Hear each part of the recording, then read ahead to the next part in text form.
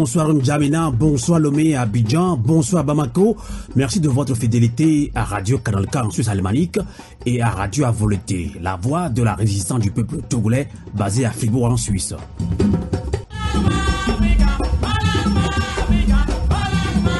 Lorsque les Blancs sont venus en Afrique, ils nous ont appris à prier les yeux fermés. Lorsque nous avons ouvert les yeux, les Blancs avaient nos terres et nous la Bible. Auditrice de Canal K de Radio Avoleté. C'est avec cette réflexion de Jomo Kenyatta, père de l'indépendance du Kenya, que nous démarrons ensemble avec vous votre émission Fenêtre sur l'Afrique. Et voici les titres. Coup d'état constitutionnel au Tchad après la mort d'Idriss Déby. Peut-on croire réellement à la parole du fils Déby qui promet un retour à un pouvoir civil après les 18 mois de transition? Ce sera dans un débat panafricain avec nos invités.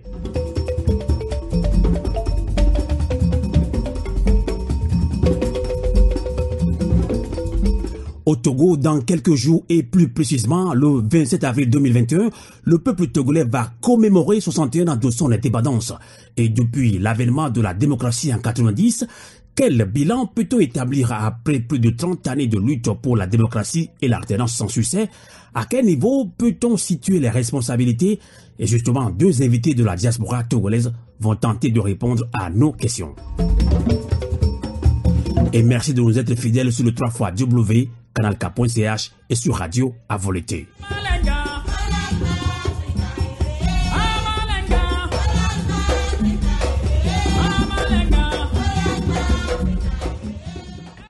Canal K.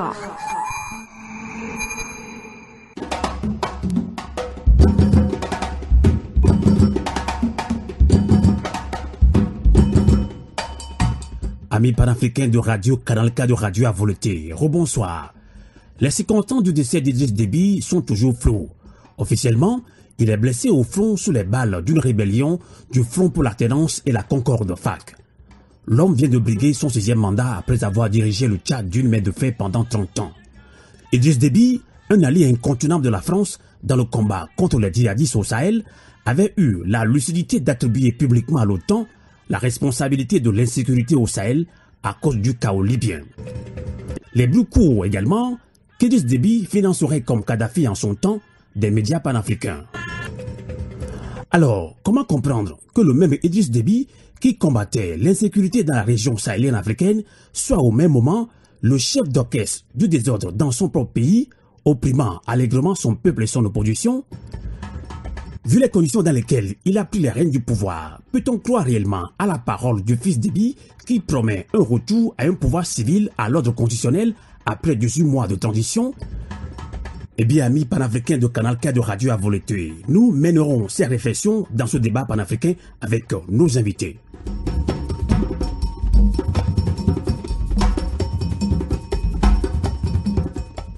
Radio Avoleté, l'esprit patriotique. Eh bien, comme annoncé pour ce débat panafricain, coup d'état constitutionnel au Tchad après la mort d'Idriss Déby, peut-on croire réellement à la parole du fils Déby qui promet un retour à un pouvoir civil après les 18 mois de transition? Et nous accueillons en ligne depuis l'Italie, Dr Boga Sako. Bonsoir. Oui, bonsoir cher ami Amos Sylvain, bonsoir à l'Afrique qui nous suit, et puis bonsoir au peuple tchadien. Dr Boga Sako est président fondateur de la Fondation ivoirienne pour les droits de l'homme, FIDOP. On accueille également en France Adama Coulibaly. Bonsoir. Bonsoir Amos. Adama Coulibaly est président du parti politique l'APP Boukindi, l'alternative patriotique panafricaine. Et je rappelle à nos fidèles auditrices et auditeurs de Radio Canal K de Radio Avoleté que Adama Coulibaly avait déposé sa candidature à la dernière élection présidentielle au Burkina Faso, mais surtout malheureusement, elle a été rejetée par la Cour constitutionnelle burkinabé. Eh bien, rapidement, avant d'entamer le débat proprement dit, et nous allons quand même récapituler la situation au Tchad. Et justement, les circonstances du décès d'Idriss Déby Itno sont toujours floues. Officiellement, il est blessé au front sur les balles d'une rébellion du Front pour l'alternance et la Concorde FAC. Et les généraux de l'armée tchadienne avec à la tête le fils d'Idriss Déby on dissout le gouvernement et l'Assemblée nationale. On parle là d'un coup d'État constitutionnel. Une transition de 18 mois est mise en place et c'est le fils du défunt président, et justement Mahamat Idriss Déby, qui dirige cette transition. Alors d'abord, Dr Boga Sako, quelle est votre analyse globale de la situation qui prévaut actuellement au Tchad après la mort d'Idriss Déby? Très bien. En tout cas, merci beaucoup, cher ami Amos, de nous convoquer ce soir, en tout cas ce jour, pour parler de notre un fils d'Afrique. Parce que, en tout état de cause, Idriss Déby était un humain. Et donc, quand on perd un compatriote, un humain, en tout cas sur la planète, qui plus est un chef d'État africain, il faut se recueillir quand même sur sa mémoire, saluer sa mémoire, et puis lui rendre un hommage. Mais je suis un peu gêné par les hommages dithyrambiques que j'entends ici et là. Et je suis même encore choqué de savoir que le président de la République de France s'est déplacé aux obsèques de M. Idriss Déby. Cela C'était jeudi dernier. Tout à fait. Et donc cela m'amène tout de suite là en mettant comme ça les deux pieds dans le plat pour dire que j'ai des problèmes quant à l'analyse précise et pointue sur M. Idriss Déby.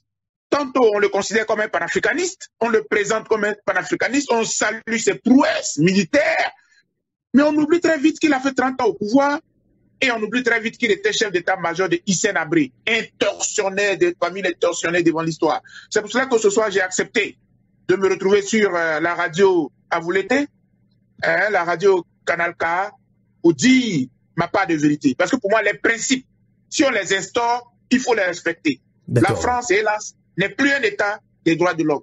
Et je dis. D'accord. Adama Coulibaly, rapidement, la dernière fois, vous avez fait une réaction à chaud. On l'avait compris, on a compris votre position. On va quand même retracer un petit peu ce qui se passe en Afrique de l'Ouest, surtout au Togo, en 2005, suite à la mort de Gnassingbé Yadima. Les généraux de l'armée avaient fait également un coup d'État constitutionnel et ont remis le pouvoir au fils de Yadima. Et à l'époque, le peuple s'est soulevé. La suite, on la connaît. Il y avait eu au moins 500 morts. Faure Gnassingbé, fils de Yadima, prend le pouvoir et ne l'a jamais quitté. Alors là, on voit pratiquement le même schéma au Tchad. Alors, Adama Coulibaly, qu'est-ce qui se passe en Afrique, justement? Alors, je voudrais réitérer ce que j'ai dit la dernière fois au sujet de la mort de président Déby, mais même avant cela, je voudrais dire que en ce qui concerne, c'est un peu incongru, mais en ce qui concerne mon élection, c'est la CENI qui a invalidé en fait ma candidature. D'accord, la CENI. De manière tout à fait injuste, et la Cour constitutionnelle a suivi, elle a refusé d'examiner au motif que ma demande de réintégration de ma candidature sur la liste officielle ne pouvait même pas être examinée parce que ma demande ne portait pas contre la candidature d'un autre candidat. C'est-à-dire qu'on peut demander à invalider quelqu'un d'autre, mais on ne peut pas demander à réparer une injustice. Alors, donc, je ferme la parenthèse. C'est dommage. Alors, allez-y. Voilà. Donc, je réitère dans la même ligne que mon frère Boga, c'est-à-dire que on ne peut pas se réjouir de la mort d'un humain. Il y a une famille, d'ailleurs, on constate qu'il a beaucoup d'enfants et beaucoup d'épouses, et Idriss Déby. Donc, il faut saluer la mémoire de tous les défunts, sans oublier ceux-là, les morts qui ont été causés par Idriss Déby lui-même, soit pendant qu'il était chef d'état-major d'Hissène Habré, soit pendant ces 30 années de règne, dont le dernier en date que j'avais cité la dernière fois était cet opposant qui se trouvait d'ailleurs membre de sa famille, qui a eu sa mère tuée, assassinée par les forces de défense d'Idriss Déby. Donc il faut que nous puissions nous incliner sous tous les morts et espérer que ce type de mort violente cesse en Afrique. Voilà. Maintenant, pour en revenir à la question, effectivement, on a vu ce qui s'est passé au Togo. Il faut dire qu'à la différence de ce qui s'est passé au Togo, aujourd'hui, on a une situation au Tchad où l'opposition s'oppose, la société civile également, et où il y a aussi une rébellion armée. Alors qu'au Togo, il n'y avait pas de rébellion armée. L'armée était donc seule, le président est décédé, eh bien l'armée a pris le pouvoir, ils ont fait un putsch, ils ont installé fort, et ça se poursuit. Mais là, vous avez raison, Amos, c'est que ce qui est en train de se passer, c'est exactement le même schéma. Lorsqu'on a assassiné Thomas Sankara également, on a adoubé quelqu'un, on l'a mis en place, il est resté une trentaine d'années, 27 ans précisément, Blaise Compaoré. Et c'est le même schéma qu'on a pu voir aussi en RDC, mais l'exemple du Togo, ça a commencé justement au Togo, et c'est ce genre de succession. Eh bien, c'est cela aussi qui se dessine. Qu'on se rappelle qu'il n'y a pas si longtemps que ça, la Constitution a été modifiée au Tchad pour relever le niveau, enfin l'âge d'accession à la magistrature suprême à 45 ans. Et curieusement, on nous place là quelqu'un qui lui a 37 ans et qui est militaire, et on sort des clous. On venait de faire une élection, de procéder à des élections. Adama Coulibaly à 37 ans, on peut être général déjà en Afrique là. À 37 ans. Général 4 étoiles, s'il vous plaît. Général 4 étoiles. C'est pas exagéré? Mais bon, disons que je ne suis pas du tout spécialiste de l'armée tchadienne en ce qui concerne, comment dirais-je, la distribution des grades. Mais de façon générale, quand on regarde ce qui se passe un peu partout dans le monde, en général, bon, c'est à 37 ans, il est très rare, extrêmement rare. Mais on voit qu'il y a cet exemple au Tchad. On sait aussi que le fils de Déby qui est au pouvoir en ce moment, à l'issue du coup d'État, a été sur des champs de bataille. Et maintenant, est-ce que il est le seul à avoir été sur des champs de bataille? Est-ce que ce n'est pas parce qu'il est le fils de son père? On ne sait pas. On ne sait pas. En tout cas, il y a lieu de s'interroger. Toujours est-il qu'on a piétiné la Constitution, on l'a mis de côté, alors que, rappelez-vous, il n'y a pas si longtemps que ça, lorsque le peuple malien s'est soulevé pendant plusieurs mois et qu'il y a eu des morts, des martyrs de cette révolte, de cette insurrection malienne, il y a eu un coup d'État. La communauté internationale, la France en premier, ont condamné et exigé à ce que l'ordre constitutionnel soit respecté. Et en ce qui concerne le Tchad en ce moment, eh bien, on se tait là-dessus. Ça veut dire effectivement que pour répondre de manière précise à la question, on est en train de nous faire un remake de ce qui s'est passé au Togo. Tout à fait. Alors, Dr Boga Sako, vous êtes un grand défenseur des droits de l'homme, vous êtes également un grand panafricain, et je sais que vous parlez sans langue de bois. Alors, justement, coup d'état militaire, coup d'état constitutionnel, j'allais dire, au Tchad, après la mort ou assassinat de Idriss Déby, et la France prend rapidement acte de cette transition, et une fois encore, de plus, la France affiche clairement sa préférence à ses intérêts au détriment de ceux d'un peuple africain. Alors, on peut se poser la question, Dr Boga Sako, cette attitude de la France va-t-elle tenir longtemps au Tchad, eu égard au lever de boucliers de la société civile et aux voix discordantes au sein même de l'armée tchadienne? Écoutez, on a un gros problème avec le cas du Tchad qui se présente devant nous aujourd'hui. Et tout à l'heure, mon frère copanéliste venait de parler du cas du Togo, qui était déjà un cas atypique de violation de la Constitution, mais habillé, déguisé. Mais là, aujourd'hui, on est devant une situation qui va faire encore école. Parce que quand on écoute de façon claire, alors soyons un peu, j'allais dire, pragmatiques, pour que nos compatriotes qui nous suivent et qui ne sont pas forcément des universitaires puissent comprendre. La France est en train de nous dire quoi? Elle est en train de nous dire, entre la démocratie et la stabilité, peu importe la façon dont la stabilité est tenue, je peux faire la stabilité parce que le Tchad est un carrefour de violence, il y a Boko Haram à côté, etc. Il y a même dans le pays, et tout à l'heure, mon frère l'a encore dit, dans le pays, c'est Coulibaly, celui que j'appelle mon frère, mon copanéliste, qui disait tantôt, dans le pays, il y a une rébellion, ce qui n'était pas le cas au Togo. Tout à fait. Mais quand il y a une rébellion là, la rébellion, elle existe pourquoi? Elle existe parce que elle se dit qu'il n'y a pas de démocratie dans le pays. Je me rappelle encore, dans mon propre pays, il y avait une rébellion qui disait qu'il n'y avait pas de démocratie dans mon pays. La Côte d'Ivoire. La Côte d'Ivoire. Donc, la rébellion, elle existe parce qu'il n'y a pas de démocratie. Bon, maintenant, le bourreau, moi je l'appelle comme cela parce que je suis désolé pour tous mes frères panafricanistes. Ce n'est pas parce que au cours d'un discours, quelqu'un est venu défendre le franc CFA. Au cours d'un discours, quelqu'un se réveille, il voit la France comme un danger. Lui-même que la France a porté au pouvoir en 90 contre Hissène Habré.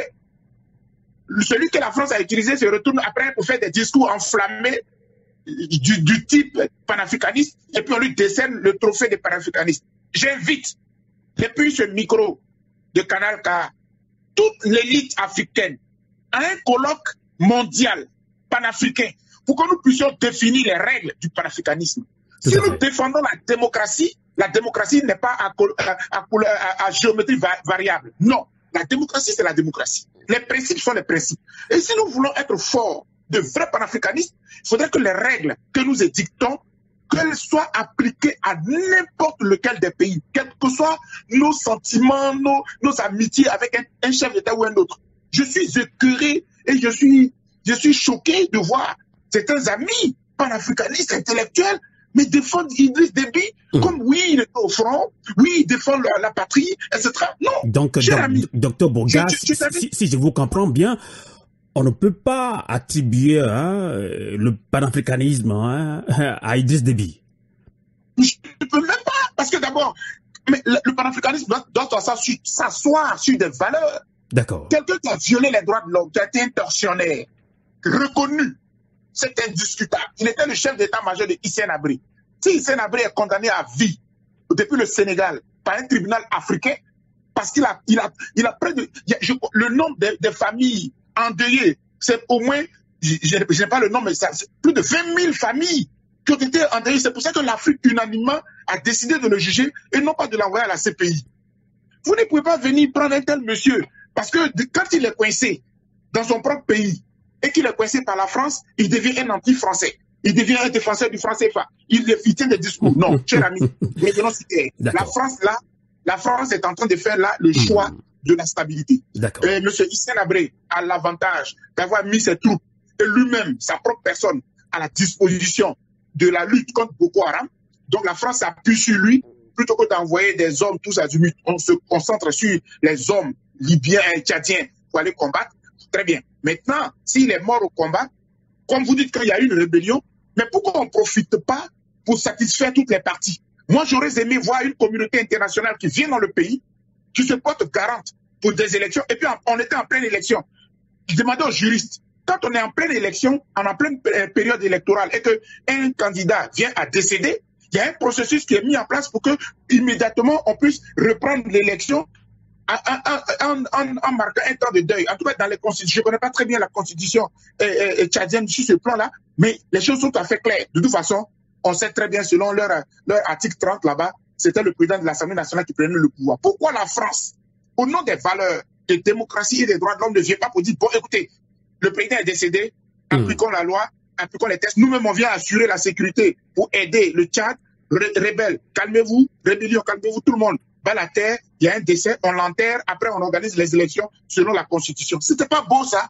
Mais on est d'accord pour applaudir le rebelle qui fait un coup d'État. Finalement, il y a les suspicions. Est-ce que c'est l'enfant qui a tué son père avec la complicité de la France? Je suis en droit de le penser parce que c'est ce que la France me donne de constater. Tout à fait. Et Adama Coulibaly, avant de revenir sur le rôle même de la France après ce coup d'État constitutionnel au Tchad, puisque Dr Bourgas Sako-Gervais l'avait dit tout à l'heure, Idriss Déby, un panafricain, on sait que Idriss Déby est un allié incontournable de la France dans le combat contre les djihadistes au Sahel. Il avait eu la lucidité d'attribuer publiquement à l'OTAN la responsabilité de l'insécurité au Sahel, et justement à cause du chaos libyen. Les bruits courent également que Idriss Déby financerait, comme Kadhafi à son temps, des médias panafricains.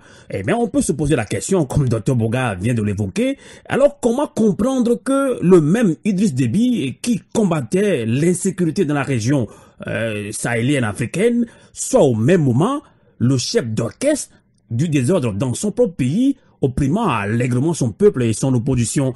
Adama Coulibaly.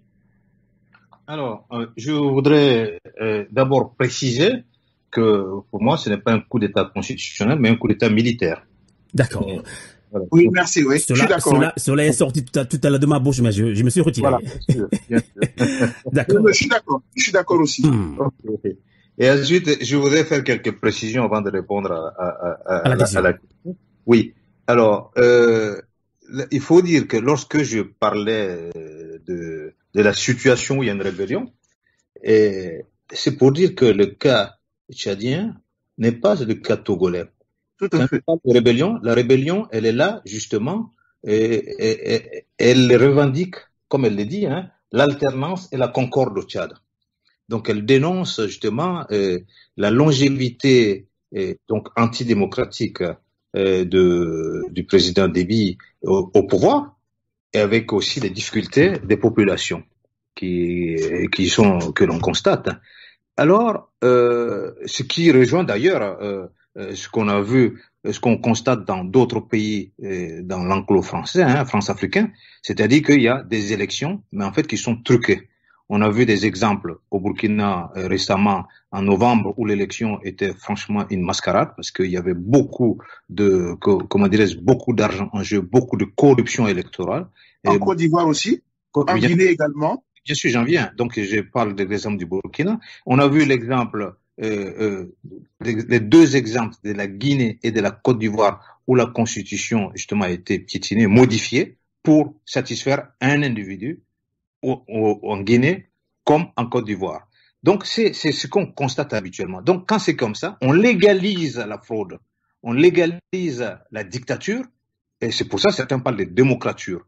Et c'était la même chose au Mali, lorsque, malgré tout, cette communauté internationale, à commencer par la France, j'insiste là-dessus, et également l'Union africaine, la CEDEAO, tous ont appelé à ce que l'ordre constitutionnel soit respecté. Alors, en ce qui concerne le Tchad, la constitution tchadienne prévoit qu'en cas de vacance du pouvoir présidentiel, ce soit le président de l'Assemblée nationale qui devienne président pendant une période de transition exclusivement pour organiser de nouvelles élections. Là, on ne fait pas ça. Au lieu de respecter cette constitution, ils étaient contents, la France et d'autres. Tout le monde, beaucoup de pays avaient applaudi le président, le Tchadien, qui venait de se faire réélire dans les conditions que l'on sait. Mais immédiatement après, les mêmes qui disaient que c'était bien, c'était une élection démocratique, applaudissent un coup d'État militaire. Là est le paradoxe et la contradiction, on se fout de nous, royalement, parce que ça veut dire que ce qui intéresse ceux qui applaudissent aujourd'hui, ce n'est pas la démocratie, ce n'est pas l'intérêt du peuple tchadien, mais c'est plutôt d'autres types d'intérêts. En ce qui concerne donc ce que je disais, quand je dis qu'il y a la rébellion, ça veut dire que ce qui s'est passé au Togo, où on a réprimé les gens, il ne s'est rien passé, ça risque de ne pas être le cas au Tchad, et je l'espère de tout mon cœur. C'est-à-dire que j'espère que le peuple tchadien saura se mettre debout, et que ceux qui revendiquent justement cette démocratie, et qui sont présentés comme des rebelles aujourd'hui, le FATLA, le Front pour l'alternance et la concorde au Tchad, et que l'ensemble du peuple tchadien puisse imposer justement à ces militaires imposer l'obligation de s'asseoir pour discuter, pour respecter les textes qu'ils auront décidés ensemble. Donc, j'espère que la situation à laquelle nous assistons ne sera pas celle qu'on a connue au Togo. C'est-à-dire, on réprime et on passe, il n'y a rien qui se passe. Tout à fait. Et ce qui concerne l'idée de dire que la France a fait le choix de la stabilité, je ne crois pas. Je ne crois pas que ce soit seulement une question de stabilité, c'est une question d'intérêt. Parce que la stabilité, pour moi, c'est pas seulement de mettre des militaires partout, de faire une occupation militaire par l'armée nationale. En tout cas, la France dit que Idriss Déby était un allié incontournable de la France dans le combat contre le djihadisme au Sahel. Bien sûr, oui, mais ça, qui a provoqué ça? Et d'ailleurs, qui a provoqué ce désordre au Sahel?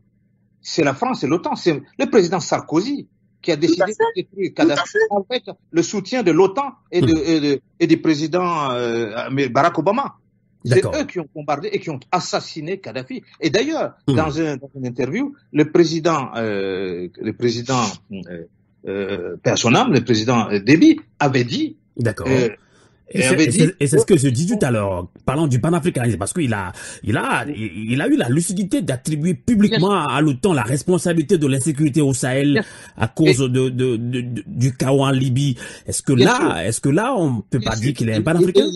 Il avait dit, et là, ils ont leur objectif, c'était d'assassiner Kadhafi. Il y a eu le chaos et il n'y a pas eu de service après-vente. Donc, c'est eux les responsables. Donc, ils n'ont pas fait le choix de la stabilité, ni de la Libye, ni du Tchad, ni nulle part. Parce que la vraie stabilité, c'est de faire en sorte que les peuples décident eux-mêmes de leur sort, de leur devenir, de leur organisation interne. Et que la population ait la justice. Et qu'il y ait la paix sociale. Mais qu'il y ait également le développement économique et partagé. Or, il n'y a pas tout cela. Donc, qu'est-ce qu'ils veulent en réalité? Ils n'ont pas réglé les problèmes au Tchad. Et on crée une situation de désordre. Et on vient occuper. Et d'ailleurs, il faut dire que depuis que Serval, qui est devenu Barkhane par la suite, et même depuis la création aussi du G5 Sahel, qu'est-ce qui se passe? Est-ce que pour autant, les tueries se sont arrêtées? Pas du tout. D'accord.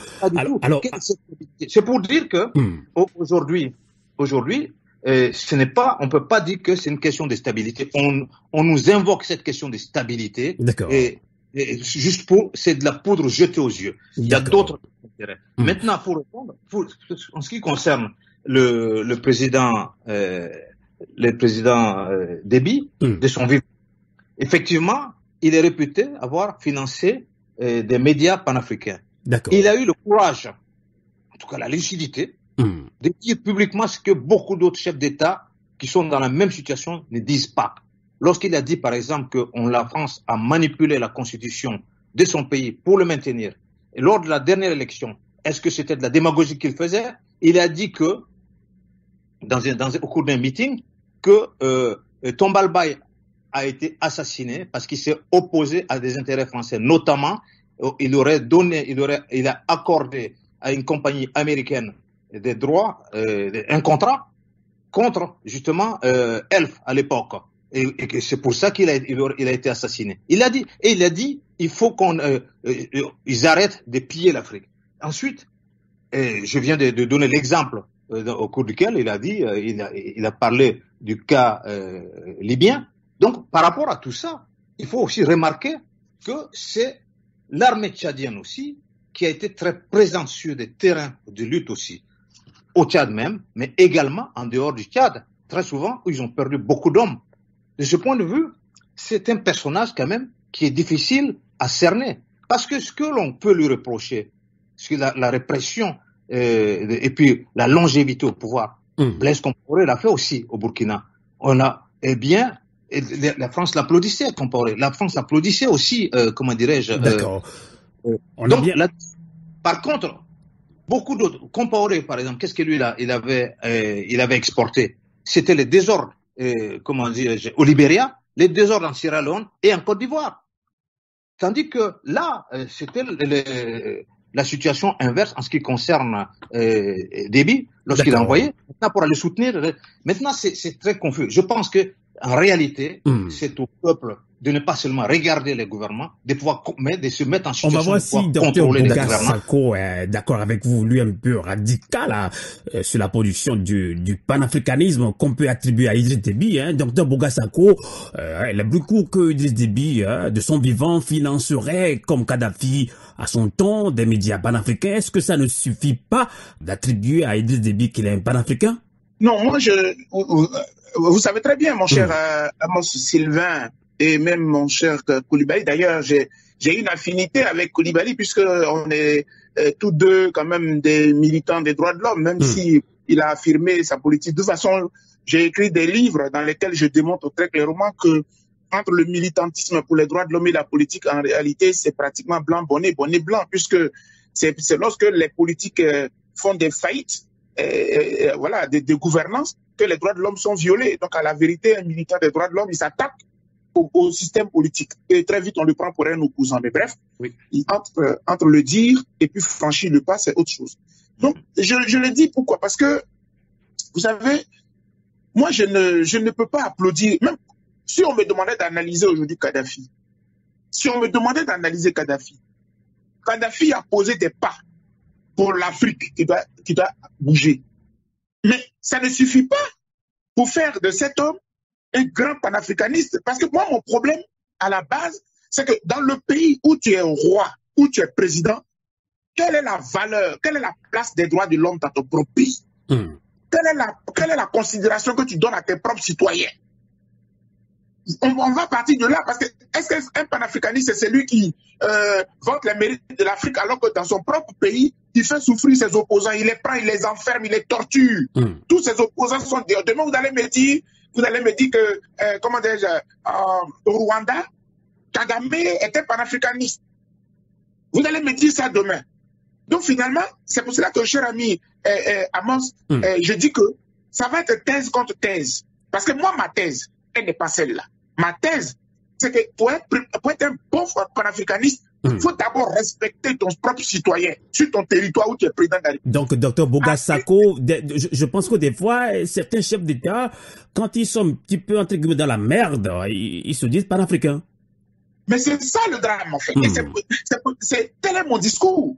Merci de le dire de cette façon, mais tel est mon discours. Parce que sinon, en ce moment-là, ça va tromper les panafricanistes, les théoriciens du panafricanisme. Je ne suis pas d'accord que ceux qui ont dévancé les Marcus Garvey, qu'on peut citer comme des gens qui étaient dans cette lignée-là, pourraient soutenir, être d'accord avec des dictateurs. Parce que mon problème à moi, c'est qu'avant que tu ne te considères comme un panafricaniste, il faut d'abord quitter le champ du dictateur que tu occupes dans ton propre pays. Si dans ton propre pays, les citoyens n'ont pas droit à la parole, ils te voient comme un dieu. Mais dans la démocratie, un président n'est pas un dieu. Le panafricanisme doit s'asseoir d'abord sur les valeurs du respect du citoyen, même si on ne veut pas prendre la démocratie en considérant qu'elle vient de l'Occident. Mais nous-mêmes là, dans le pays, est-ce qu'un président de la République, c'est un roi? Est-ce que le président de la République a le droit de vie ou de mort sur ma propre personne? Étant entendu que c'est moi qui vote, qui fais le président de ce qu'il est, c'est moi qui le fais. Et dans les principes de base, même quand on prend la définition des ministres et autres, à la vérité, ce sont des serviteurs du peuple. Pourquoi est-ce que parce qu'il est au pouvoir, il nous considère tous comme ses sujets? Et on le prend, il prend notre argent, il va faire... Chez moi aussi, il y avait un Oufoué Boigny qui était généreux avec tous les pays de la sous-région, qui était généreux, qui payait même les salaires dans certains pays. Je peux me tromper parce que j'étais très jeune à l'époque, mais on disait que les pays qui étaient bloqués, tels que le Burkina et autres, parfois il lui arrivait, même le Togo, on citait le Togo, le pays, il lui arrivait de prendre de l'argent pour payer les fonctionnaires de ces pays-là, il aidait les gens et tout ça. Mais après, quand on est issu du pays et qu'on sait ce qu'on a vécu dans le pays, attention, on ne peut pas ériger au titre de panafricanisme n'importe qui. Idriss Déby est quelqu'un qui est d'abord, il n'aime pas la contradiction. C'est un dictateur dans l'âme, c'est un autocrate. D'accord. Le fait même de faire 6 mandats. Et puis, il n'est pas, oui, la France a changé la constitution, mais c'est pas parce que la France a changé. Mais tu dis que tu es souverainiste. Tu dis que tu es panafricaniste. Pourquoi tu acceptes que la France change la constitution depuis que tu es d'accord avec? Pourquoi tu as accepté? Docteur Boga Sako, qu'est-ce qui explique le fait qu'il, ces derniers temps, il a changé de ton, il a changé, il fustige la France. Mais justement, c'est la même chose quand il y a des gens qui deviennent opposants par circonstance. Dans mon pays, voilà, vous mangez avec M. Ouattara, dès que ça ne va plus entre vous, vous le quittez, vous devenez des opposants.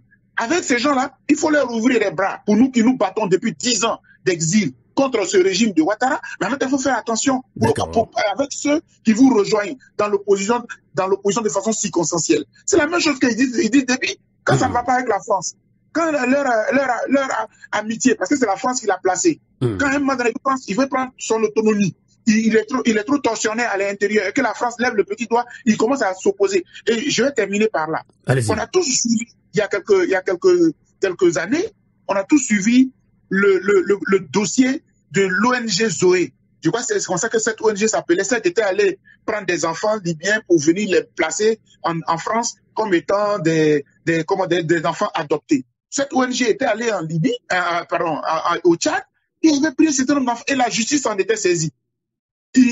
Idriss Déby s'est levé. La justice a condamné cette ONG-là, c'était des Français. Dans la même période, on a vu que la rébellion s'est levée, elle était aux portes du palais.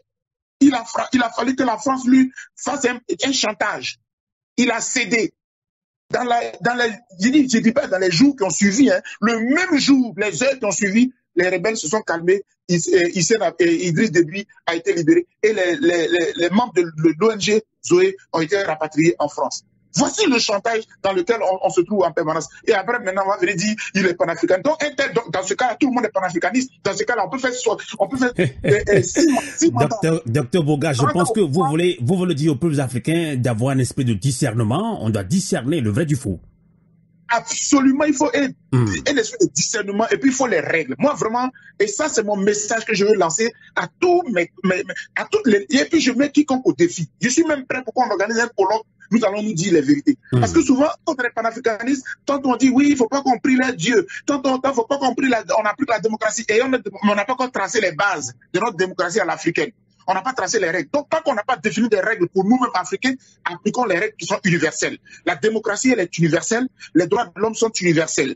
Quand tu es chef d'État, c'est 2 mandats, c'est suffisant. Tant que c'est écrit dans la Constitution, il faut respecter cela. Il n'y a pas de raison pour qu'après tu manipules, pour t'éterniser au pouvoir. Puis après tu as dit, je suis panafricaniste. Même M. Ouattara, voilà, j'ai terminé. M. Ouattara, quand il a commencé à chauffer sur lui pour son 3e mandat, les journalistes ont posé la question, il a dit, écoutez, nous sommes un pays souverain, c'est à nous de voir ce qui nous arrange et tout. Le même qui disait qu'il n'appliquait pas les décisions de la Cour africaine des droits de l'homme et des peuples. Qu'est-ce que c'est que ces panafricanistes d'opportunité? Je refuse cela. Exactement. Alors, on va voir si Adama Coulibaly est d'accord avec vous. Je pense qu'il partage un petit peu ce que vous dites, puisqu'il avait dit tout à l'heure. On va quand même encore rester sur ce mot panafricanisme, parce que on se dit panafricain, mais bon, panafricain, mais derrière, on fait autre chose. Il y a même des médias qui soutiennent des présidents qui sont, entre guillemets, des dictateurs panafricains. Adama Coulibaly, comment est-ce que ça doit changer selon vous quand on est panafricain? Alors, je pense qu'il y a beaucoup de confusion, en fait, dans la question du panafricanisme. C'est devenu un fourre-tout. Il faut revenir sur des fondamentaux, quand même, hein. Mais avant ça, ce que je voulais dire aussi, c'est qu'effectivement, la France de Sarkozy a mis une pression forte sur le président Déby à l'époque, au sujet de cette question de l'ONG Zoé, là, avec les enfants. Mais il faut préciser que Idriss Déby, le Tchad a tenu bon. Ils ont jugé et condamné ces gens au Tchad. Et le compromis qui a été trouvé, c'est qu'ils ont accepté que ces Français-là viennent purger leur peine en France. Bon, donc ils ont cédé, effectivement, le Tchad a cédé à ces conditions-là. Donc effectivement, on peut s'interroger d'ailleurs sur le contour de ce qui se passe en ce moment-là au Tchad et sur les circonstances de la mort, les circonstances réelles de la mort du président Déby. On en saura un peu plus, peut-être, avec le temps. Maintenant, sur la question du panafricanisme, je crois, comme j'ai dit, c'est un vrai fourre-tout. Parce que quand on apprécie le président Déby, c'est par rapport à ce qu'il a fait et à ce qui est différent, à sa personnalité, comparativement à d'autres chefs d'État. En tout cas, je pense qu'à un moment donné, il veut refuser d'être une marionnette de la France, quand même. Oui, bon, c'est ce qu'il dit. C'est ce qu'il disait, mais il était quand même resté 30 ans au service beaucoup plus au service de la France qu'au service de son pays, au service d'un clan peut-être de son pays, mais pas beaucoup. Si on en croit ce que les Tchadiens eux-mêmes, certains Tchadiens eux-mêmes revendiquent et expliquent.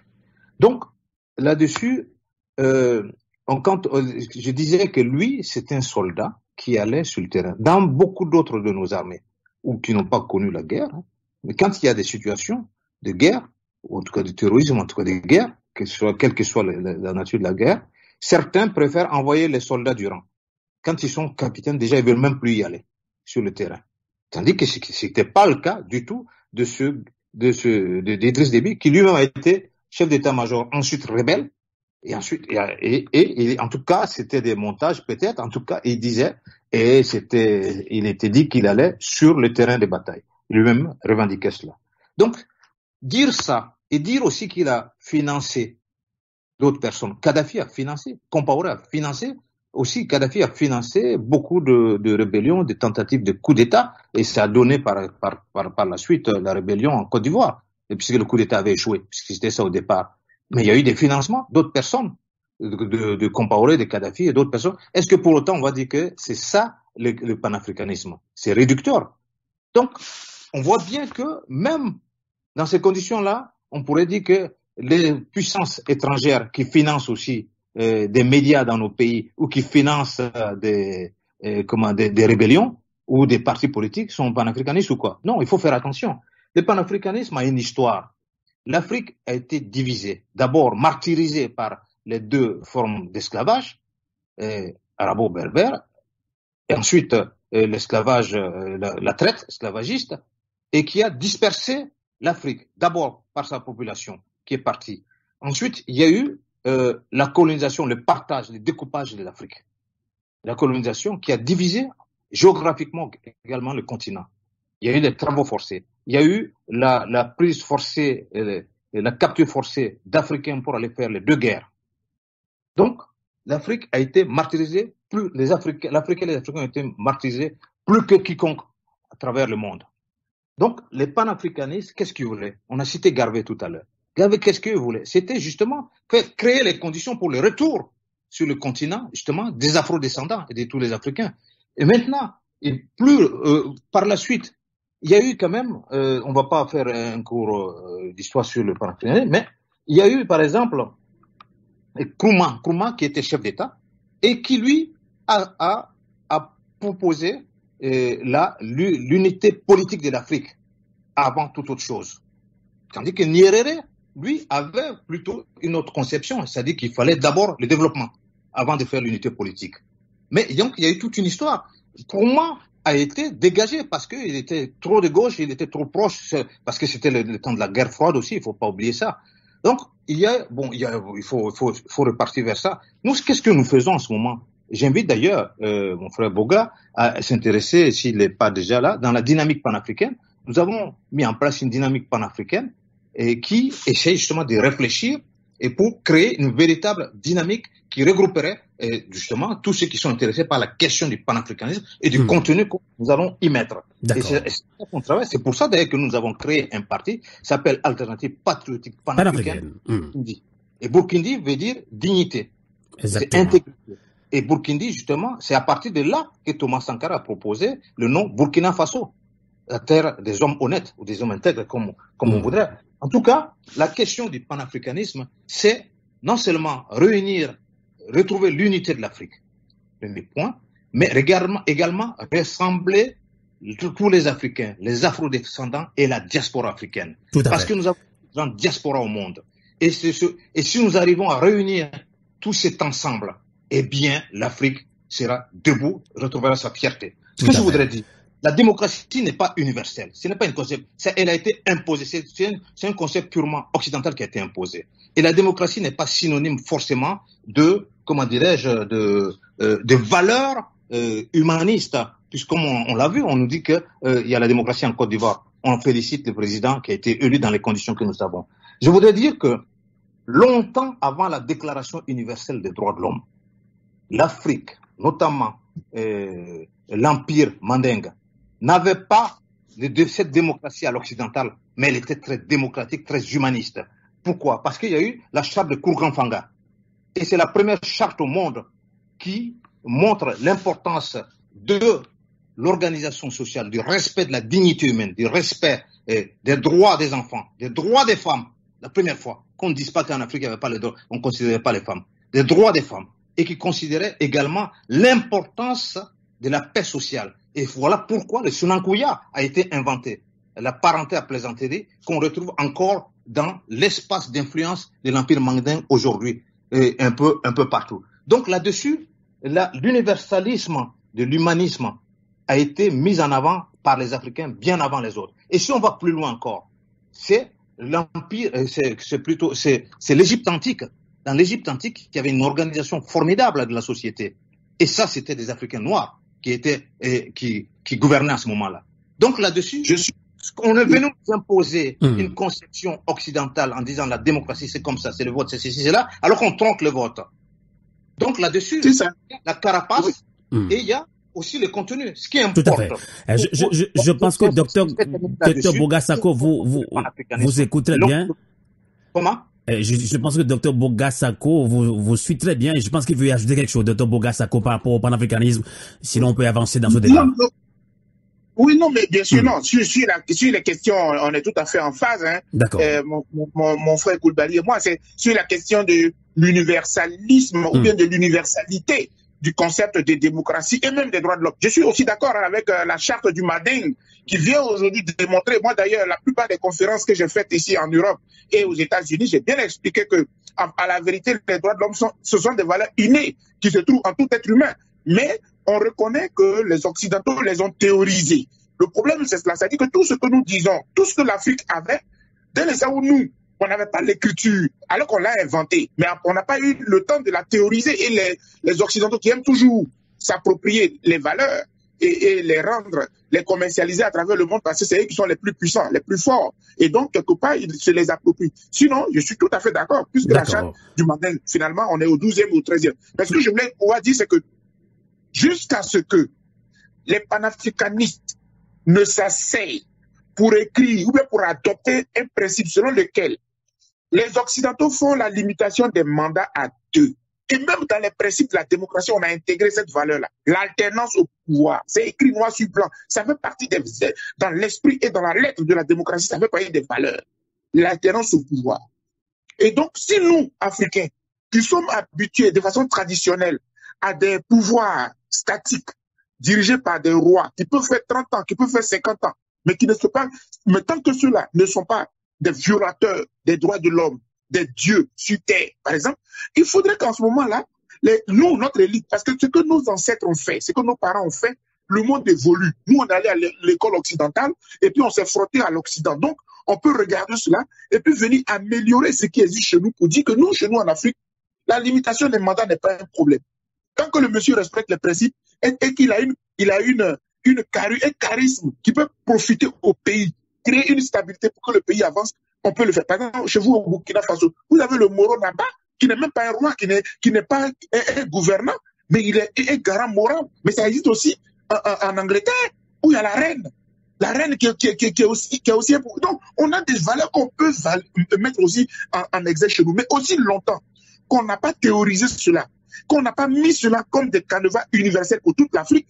Cher ami, on est obligé d'appliquer ce qu'on appelle démocratie, étant entendu qu'on a des constitutions dans lesquelles on écrit noir sur blanc qu'il y a 2 mandats. Pourquoi on écrit noir sur blanc dans une constitution qu'il y a 2 mandats? Je vous comprends. Et puis à la veille du mandat, on manipule, et puis après on va venir me dire que la démocratie n'est pas universelle et que chaque pays... Non, il y a des règles. Si vous avez une constitution, on a écrit noir sur blanc, il faut respecter les règles. D'accord. On va tout doucement conclure ce débat. Il nous reste que maximum 12 minutes. Alors, coup d'État constitutionnel ou coup d'État militaire au Tchad, après justement la mort ou assassinat d'Idriss Déby. Alors, Madame Koulibaly, peut-on croire réellement à la parole du fils Déby qui promet un retour à un pouvoir civil après les 18 mois de transition? Ceux qui croient aux putschistes, ça c'est... D'accord. C'est pas sa constitution. Et après, il va vous dire, il dit non, j'écarte la constitution que vous avez votée, qui est notre loi fondamentale. Donc mais non, moi j'ai posé une question, on ne peut pas croire, donc vous êtes... Donc, quand on regarde d'ailleurs la charte, quand on la lit attentivement, on constate là-dedans que le conseil de transition, le conseil militaire de transition, se donne la possibilité de proroger ce délai-là. Donc, vous savez comment ça se passe en général. Hein. En tout cas, ce que je voulais quand même dire qu'on n'avait pas l'écriture, ça c'est pas exact. Et il y avait les hiéroglyphes, par exemple. Les autres, c'est nous qui avons inventé. C'est nous qui avons inventé. Je suis d'accord. Bien sûr. Et il y a aussi dans d'autres, dans beaucoup d'autres de nos pays, de nos régions, il y a une écriture. Ensuite, nous les Africains, inventé quelque chose de formidable. C'est le travail de la mémoire, donc la parole, l'histoire passée comme ça. Et donc là-dessus, on avait des connaissances, c'est-à-dire qu'on nous a imposé des choses, on a détruit ce que nous avons. Parce qu'ils ont même cassé les nez et des statues comment dirais-je, en Égypte, parce que c'était des nez d'Africains. Il fallait les casser et réinventer notre histoire. On nous a mis des choses dans nos têtes qui ne sont pas du tout en faveur de ce que nous voulons. La question de l'alternance, c'est pas ça qui est important.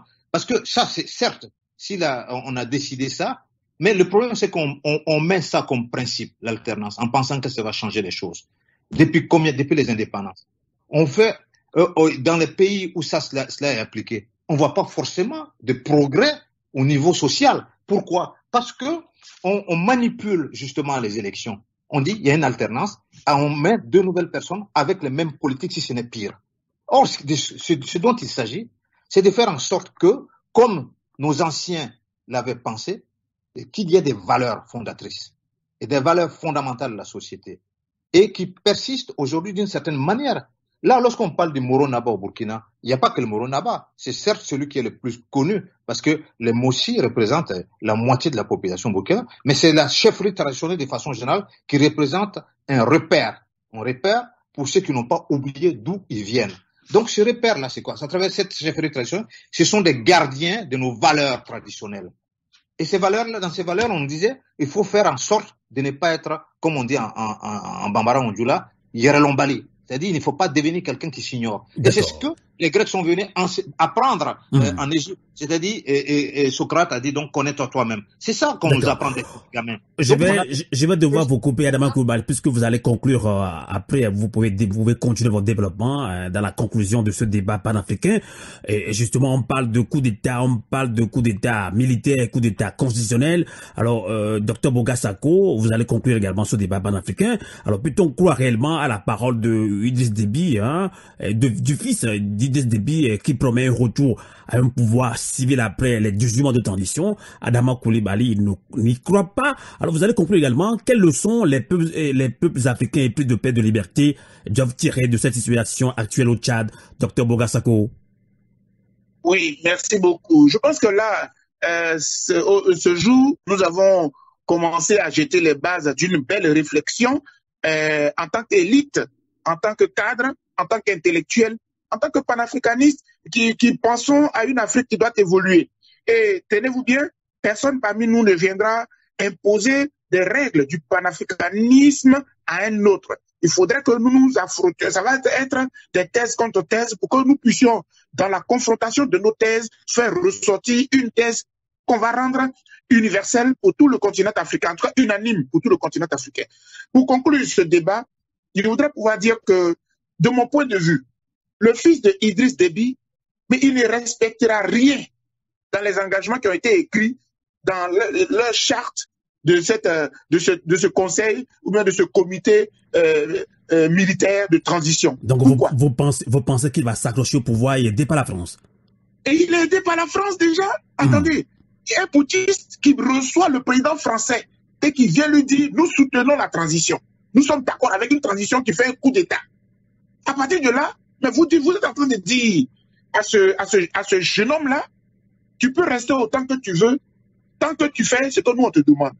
Chers amis, les Tchadiens ne doivent pas compter sur la France, ni sur ce mouvement de transition-là, pour instaurer des règles fondamentales d'équité, de justice et de concordance dans la société tchadienne.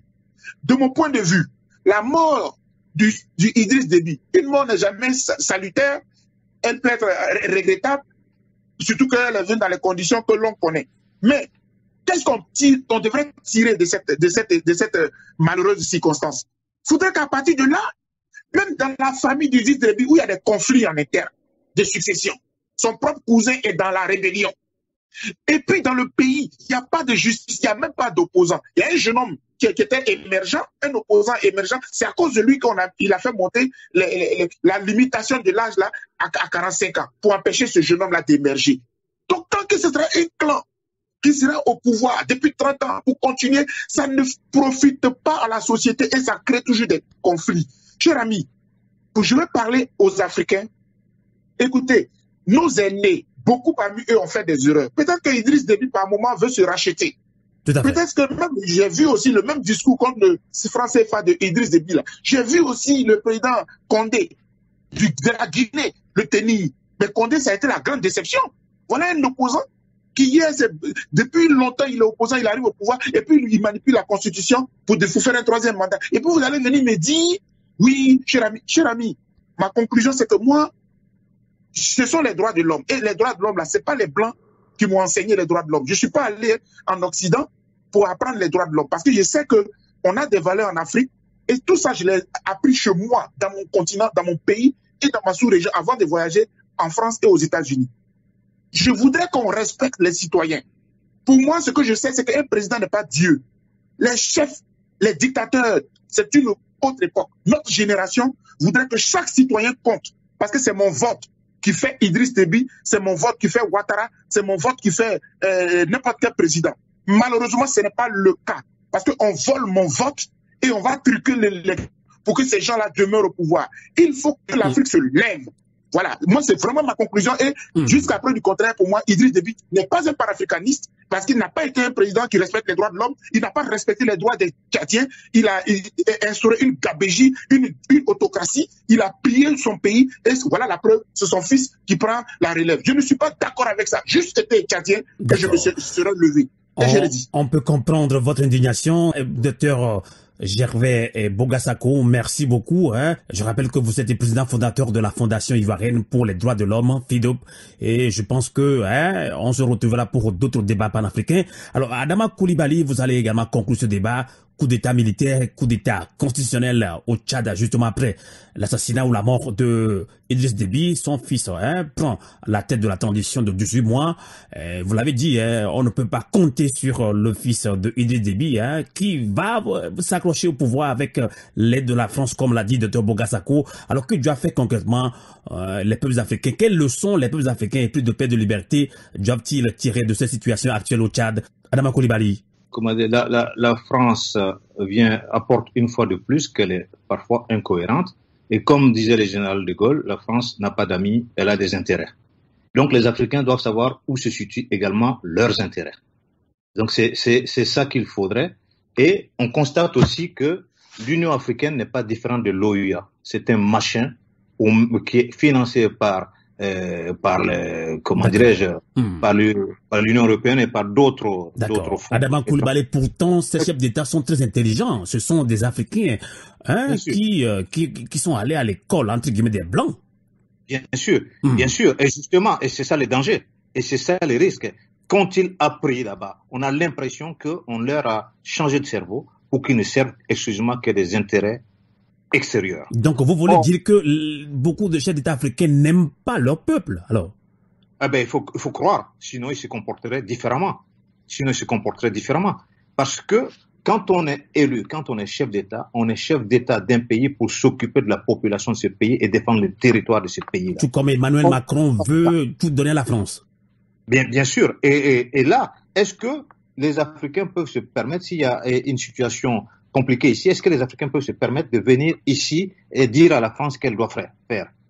Donc, c'est dire que, en fait, nos chefs d'État ont les mains liées pour la plupart d'entre eux. Et ils devraient écouter plutôt leur population, leur peuple, plutôt que des ordres qui viennent d'ailleurs. Donc, c'est au peuple de prendre en main leur destinée. Et j'espère que le peuple tchadien saura s'organiser de manière à imposer à cette junte militaire le respect de la Constitution, le respect de la démocratie, tel que, c'est accepté un peu partout dans le monde aujourd'hui. Regardez ce qui se passe lorsque les Birmans ont fait le coup d'État, l'armée birmane a fait le coup d'État. Qu'est-ce qui se passe? Il se passe que partout sur toutes les chaînes occidentales, on dit que c'est des tueurs, il faut soutenir le peuple birman. Pourquoi on ne va pas soutenir le peuple tchadien? On va soutenir plutôt la junte militaire qui a fait le coup d'État. Donc, c'est véritablement une situation où les Africains doivent encore, par cet exemple-là, mieux comprendre que c'est ensemble entre nous autres Africains et là avec la diaspora et les afro-descendants que nous devons nous donner la main pour mettre à la place qu'occupent certains de nos dirigeants des vrais patriotes panafricanistes. Sinon, nous ne nous en sortirons pas. Donc la balle est dans notre camp à chacun d'entre nous qui nous disons militants, quel que soit le choix que nous avons opté, que ce soit dans les droits de l'homme, que ce soit dans le syndicalisme, que ce soit dans la politique. Il faut que nous ayons une volonté commune. Notre œuvre commune doit être celle de la libération de l'Afrique, de toutes les chaînes qu'elle porte depuis trop longtemps, pour être en mesure maintenant de décider de ce que nous allons faire de l'Afrique et de nos richesses. En tout cas, merci beaucoup, Adama Coulibaly. Je rappelle que vous êtes le président du parti politique l'APP Burkindi. l'alternative patriotique panafricaine. Je rappelle également que vous étiez, vous avez déposé votre candidature, ça il faut qu'on le répète, à la dernière élection présidentielle au Burkina Faso, et malheureusement elle a été rejetée par la CENI, vous l'avez dit, puis plus tard par la Cour constitutionnelle. Merci beaucoup Adama Coulibaly et au docteur Boga Sako. Bonsoir chez vous et à très bientôt. Merci, bonsoir. Merci. Kanal K. Radio à vous l'été. La voix de la résistance du peuple togolais.